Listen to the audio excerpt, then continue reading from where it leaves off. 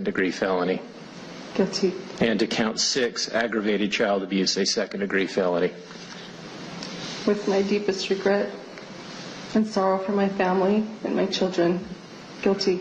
So just the other day, we had Ruby Franke, who pleaded guilty to 4 counts of the original 6 counts of child abuse. And this was really quite horrific when you looked at exactly what she was pleading guilty to. When you really look into the descriptors and you look into the information that now everyone knows about the methods of abuse that her kids had to face. I mean, they quite literally called it, physical torture. So I'm going to give exactly what she's pleading guilty to a little read. I was late to this because I'm going to be completely honest. I read the documents and I read exactly what it was that she was pleading guilty to, and I could not bring myself to even comment on it. It was a lot worse than what I was expecting, and it's just absolutely horrendous to even think about. So Ruby pleaded guilty, and she was actually joined in the back row. I believe there was her mum, her dad, and her sisters. I think I saw Bonnie in the back. And, I feel like they would have showed up for the kids, And I'm going to be completely honest, Ruby definitely did do the right thing in this situation by pleading guilty. Only the fact that she is standing up and acknowledging what she's done, bearing in mind I'm not obviously standing up for her. This is in regards to her kids and the fact that her kids are now not going to have to be put through a trial in order for her to take the plea bargain, which I reckon it is, I'm not a legal head by any means, but I'm thinking maybe that's one of the reasons why she was offered one, just so they don't have to get the kids to testify against their own mum, because we do know that is a very physically emotionally draining thing, especially if the kids have already undergone all of this trauma. So we're going to give it a little read. The court finds that the factual basis is sufficient. All of the terms of the agreement are stipulated, including that the court obtain a pre-sentence investigation report, correct? Correct. There won't be any argument about whether prison is the appropriate sentence, and there's an agreement about the 4 counts running consecutive.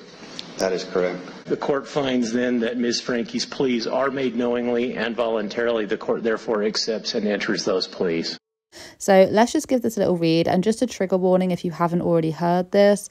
It's a lot, it's extremely heavy, it's worse than what I was thinking of, and it's really it's just deplorable in every which way, in every way. So in the plea documents, it does actually go on to talk about the consecutive and the concurrent prison terms when we're talking about, having more than one crime involved, because she did plead guilty to 4 out of the 6. It says, I know that if there is more than one crime involved, the sentences may be imposed one after the other, or they may run at the same time. I know that I may be charged an additional fine for each crime that I plead to. I also know that if I'm on probation or parole or awaiting sentencing on another offence of which I have been convicted or which I have pled guilty, my guilty plea now may result in consecutive sentences being imposed on me. So I do think that's really quite interesting, because as we know, the maximum sentence for one of these would have been 15 years prison time, which is the maximum. But if they really wanted to, based on what I've read and listened to, they could actually do it so that it's one after the other, it's consecutively. So yeah, so basically run one crime after the other, and the repercussions for that. From approximately May 22nd, 2023 until August 30th, 2023 in Washington County, Utah, the defendant Ruby Franke intentionally or knowingly inflicted and allowed another adult to inflict serious physical injuries upon her children that were ages 9 and 11, 12, more fully described below. So yeah, so they're talking about her and Jody Hildebrandt, and I think we are hearing from Jody, I think it's on the 27th or the 28th. Okay, so count 1, the defendant's actions involved the physical torture of RF. Initially, RF was forced to do physical tasks for hours and days at a time. These include wall sits, carrying boxes full of books up and down stairs, working outside. Eventually, RF was forced to do outside labour without shoes and in the summer heat. He was forced to stand in the direct sunlight for several days. He was forced to remain outside at all hours of the day and night for extended periods of time. These actions resulted in repeated and serious sunburns with blistered and sloughing skin. RF was denied adequate water for several of the days he was required to remain in the summer heat, and he was punished when he secretly consumed water.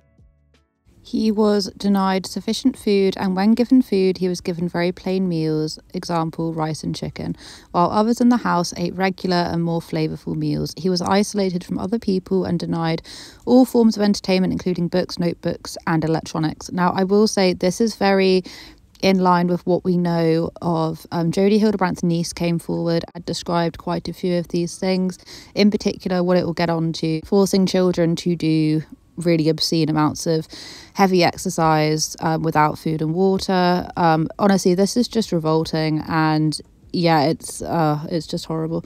So it reads on, it says, in addition, after RF attempted to run away in July, his hands and feet were regularly bound. Binding included being tied to the defendant and to weights. Many times the binding included using 2 sets of handcuffs, one on wrists and one on his ankles.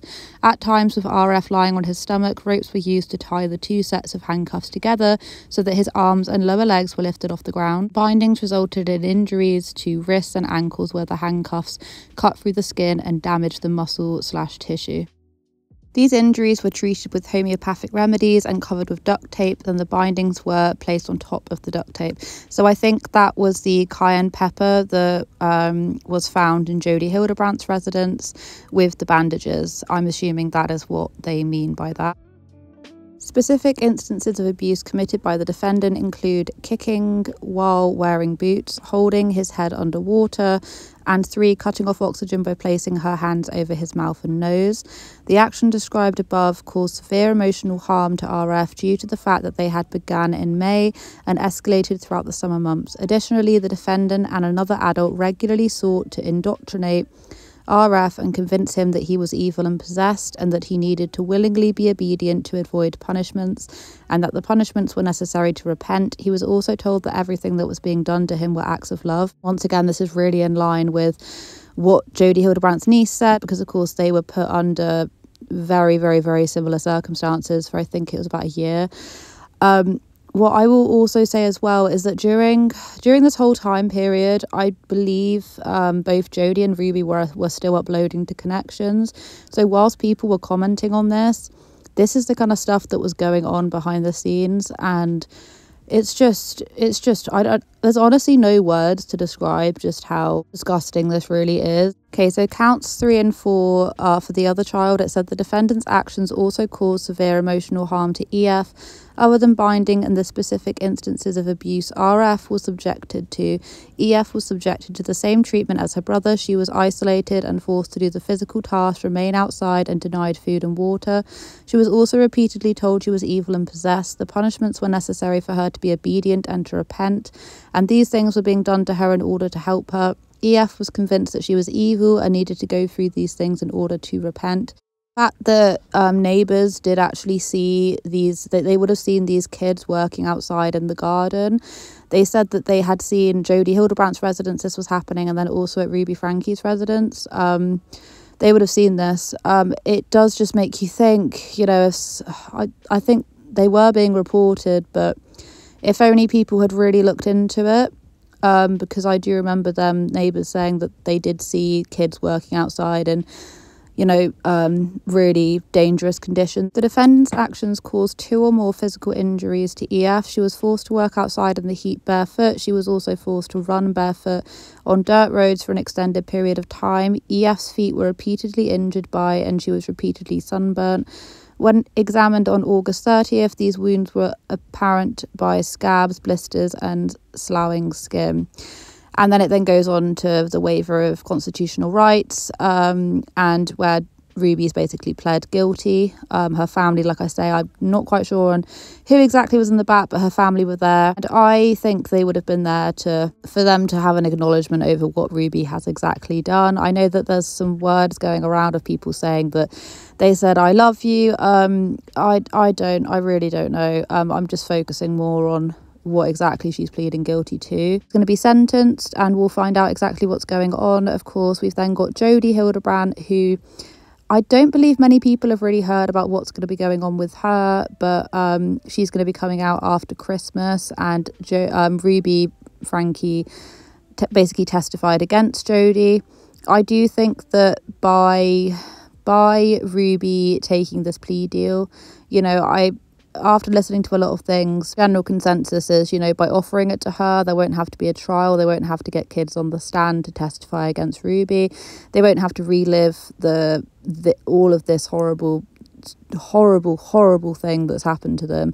And I'm sure that Ruby wouldn't want to have her kids testify either. I don't know. So I think this is probably the best outcome, in the sense that she's now pled guilty.